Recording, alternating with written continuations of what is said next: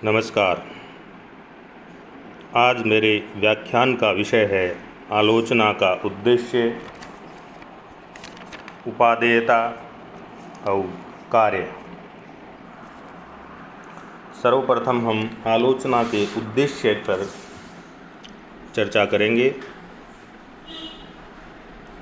आलोचना कवि अथवा लेखक और पाठक के मध्य की श्रृंखला है।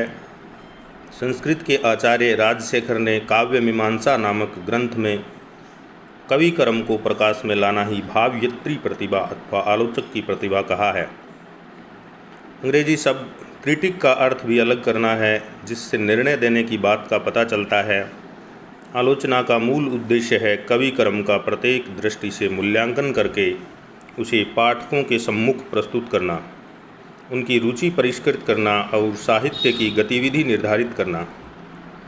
मैथ्यू आर्नल्ड का आलोचना के विषय में कहना है कि आलोचना का कार्य ज्ञातव्य और ज्ञात बातों में उत्तम बातों को जानना और उन्हें दूसरों को बताना है तथा इस प्रकार सत्य एवं नवीन विचारों की धारा को प्रवाहित रखना है। उक्त विवेचन के आधार पर आलोचना सौदेश्य सिद्ध हो जाती है। उसका मुख्य कार्य तथा उद्देश्य निम्नलिखित हैं। आलोचना का मूल उद्देश्य साहित्यगत उत्तमोत्तम बातों को जानना और समाज को उसका ज्ञान कराना है। दूसरा, आलोचना का उद्देश्य यह खोज निकालना है कि कवि या लेखक की कल्पना में मनुष्य के हृदय के किस विशेष रूप से घनीभूत होकर अपने अनंत वैचित्र्य के प्रकाश को सौंदर्य द्वारा प्रस्फुटित किया है। तीसरा है, भाषा, रस, अलंकार आदि को परखना ही पर्याप्त आलोचना नहीं है। आलोचना का उद्देश्य इस तथ्य का उद्घाटन करना है कि कवि या लेखक की कृति में मानव हृदय कितना और किस सुंदरता के साथ चित्रित हुआ है। वास्तव में साहित्य में विकीर्ण अनंत विभूतियों का सौंदर्य बिना आलोचना के दृष्टिगोचर नहीं हो सकता। डॉक्टर श्याम सुंदर दास कहते हैं, यदि हम साहित्य को जीवन की व्याख्या मानें तो आलोचना को उस व्याख्या की व्याख्या मानना पड़ेगा। चौथा है, सच्ची आलोचना कला का ही एक प्रधान अंग है। उसका चरम लक्ष्य वही है जो जीवन का अंतिम लक्ष्य है। मिडिल्टन मरे ने कहा है, कला जीवन की सजगता है, आलोचना कला की सजगता है। फिर है, अच्छी आलोचना द्विआयामी होती है, उद्देश्य सिद्ध करती है, साहित्य सृजन का प्रोत्साहन और साहित्य में असत तत्वों का निराकरण करती है। आलोचना का उद्देश्य कवियों और लेखकों पर नियंत्रण रखना है ताकि वह अच्छे साहित्य का निर्माण करे और असत साहित्य का निराकरण कर लोक रुचि का परिष्कार करे।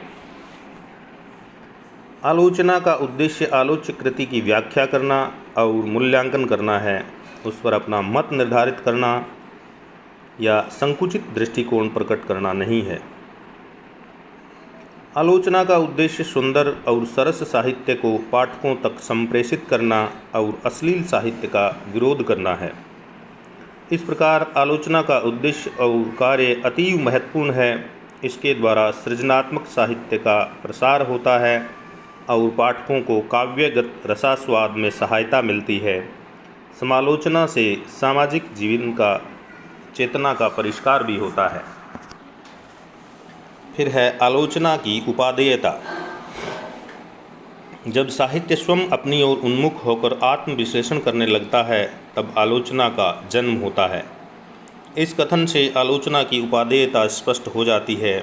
इस प्रकार आलोचना का उद्देश्य एक ओर सत्य साहित्य का प्रसार करना है तो दूसरी ओर स्वयं आलोचना भी साहित्य की एक विधा है।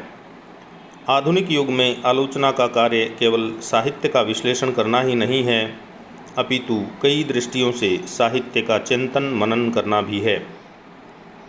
मानव लौकिक जीवन में जो कुछ देखता है, सुनता या अनुभव करता है, उन सब का वह मूल्यांकन, विवेचन और स्तर निर्धारण अवश्य करता है। साहित्य रचना का मूल्यांकन कुछ निश्चित स्तरों और मानदंडों के निर्धारण स्वयं के द्वारा किए जाते हैं। इनके आधार पर समालोचक साहित्य का मूल्यांकन, परिमार्जन एवं नियंत्रण करते हैं। इस प्रकार साहित्य के उचित विकास एवं प्रसार के लिए आलोचना की उपादेयता सर्वमान्य है। साहित्य को लोकाभिमुख, मनोरंजक, लोक कल्याण से युक्त करने का महत्वपूर्ण कार्य भी आलोचना संपन्न करती है। इस कारण भी साहित्य के सर्वतोमुखी विकास एवं समृद्धि के लिए आलोचना का महत्व अनुपम है। आलोचना मूलतः सृजनात्मक साहित्य विधा है, अतः उसकी उपयोगिता सृजनात्मक साहित्य के ही समान है। आलोचना के द्वारा हमें साहित्य की अन्य विधाओं के समान आत्माभिव्यक्ति का आनंद प्राप्त होता है। यह सचमुच आत्माभिव्यक्ति का स्वर्ण द्वार है। आलोचना में गुण दोष विवेचन के संतुलित आधार को महत्व दिया जाता है। फलतः इसका लाभ यह है कि इससे हृदय को साहित्य के इस प्रामाणिक अध्ययन की सुविधा प्राप्त होती है। आलोचक पाठक को बौद्धिक सजगता प्रदान करके उसकी निर्णयात्मक शक्ति को प्रबुद्ध करती है। फलतः कृति विशेष की सम्यक समीक्षा से सहृदय को न केवल रसाग्रहण में सुविधा रहती है, अपितु उसकी सहायक विषयक जिज्ञासा भी बढ़ती है। आलोचना के साथ साथ आलोचक के भी कुछ दायित्व व कार्य होते हैं, जो कि निम्न हैं। प्रत्येक कृति में उसके रचयिता का कोई ध्येय निहित रहता है। इस संबंध में पाठक, लेखक और आलोचक के दृष्टिकोण भिन्न भिन्न हो सकते हैं। आलोचक अपनी आलोचना द्वारा लेखक या कवि का एक प्रकार पुनः संस्कार करता है। कवि या लेखक अपने युग की प्रचलित धारणाओं के सामने नतमस्तक हो सकता है, अथवा उसकी रचना में ऐसी विभ्रमता हो सकती है जिसे वह स्वयं नहीं जानता है। इसलिए आलोचना ही वह साधन है जिसके द्वारा एक आलोचक इन बातों पर प्रकाश डाल सकता है। इस कारण आलोचक का अत्यधिक महत्व है। किसी कृति के आस्वादन में पाठक के लिए सहायता प्रदान करना, कवि या लेखक के कृतित्व को प्रकाश और प्रेरणा देना, उसके गुण दोषों का संतुलित विवेचन करना आलोचक का कर्तव्य माना गया है। आलोचक के प्रमुख कार्य इस प्रकार हैं। आलोचक का कार्य आलोचित कृति की अनुप्राणित शक्ति, रागात्मक सौंदर्य तथा अभिव्यंजना कौशल का स्वयं आस्वादन करना तथा उसकी गूढ़ता और मौलिकता को स्पष्ट करना है। आलोचक का कार्य काव्य कृति का सहृदयतापूर्वक विवेचन और मूल्यांकन करना है। पाठक की कृति के प्रति बोधवृत्ति जागृत करके उसकी रुचि का परिष्कार करना भी आलोचक का कार्य है।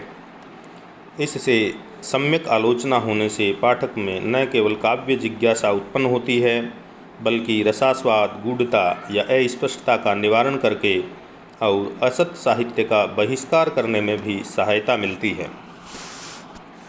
आलोचक का कार्य कवि की काव्य चेतना और अभिव्यक्ति क्षमता का परिष्कार करना है।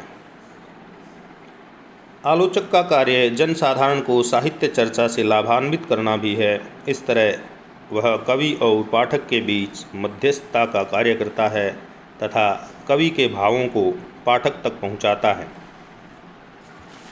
साहित्यिक सौंदर्य का उद्घाटन करना आलोचक का सर्वप्रथम कार्य माना गया है।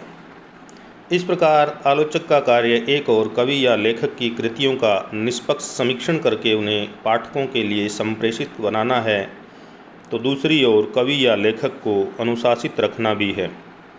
जब काव्यशास्त्र के नियमों का पालन होगा और कवि अपने दायित्व का चिंतन करता रहेगा, तब उसके द्वारा उत्कृष्ट साहित्य की रचना अवश्य ही होगी। संक्षेप में हम कह सकते हैं कि कृति के रागात्मक सौंदर्य और अभिव्यंजना कौशल को स्पष्ट करना आलोचक का कार्य है। कृति का सहृदयतापूर्वक विवेचन और मूल्यांकन करना, पाठक की काव्य जिज्ञासा और बोधवृत्ति जागृत करना, कवि और पाठक के बीच मध्यस्थता का कार्य करना, सत्य साहित्य का प्रचार और असत साहित्य का बहिष्कार करना, साहित्यिक सौंदर्य का उद्घाटन करना, ये आलोचक के कार्य हैं। फिर है आलोचना के कार्य। आलोचना का कार्य कवि और उसकी कृति का यथार्थ मूल्य प्रकट करना है। इसके लिए कृति में व्याप्त गुणों का उद्घाटन और दोषों का विवेचन तो उसका कार्य है ही, साथ ही उसका समाज में और अन्य कलाकृतियों के बीच क्या स्थान और महत्व है, यह स्पष्ट करना भी आलोचना का ही कार्य है। कलात्मक उत्कृष्टता का पूर्ण प्रकाशन आलोचना का श्रेष्ठ कार्य है। इसके अतिरिक्त कवि प्रतिभा की विशेषताओं का पूर्ण उद्घाटन भी इसी का कार्य है।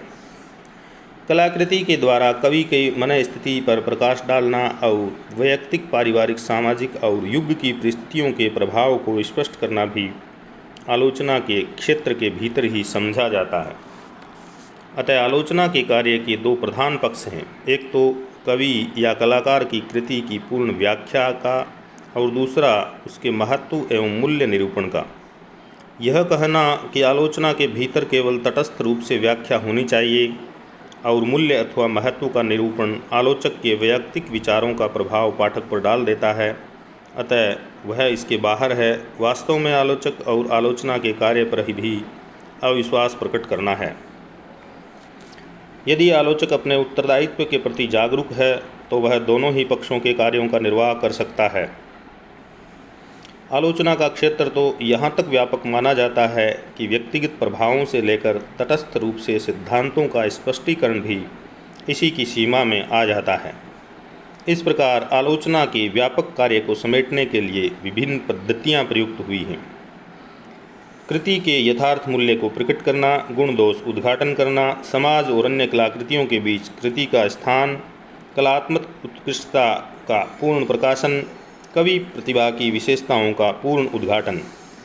इस प्रकार आलोचना कार्य को संक्षेप में इस तरह से प्रस्तुत किया जा सकता है। धन्यवाद।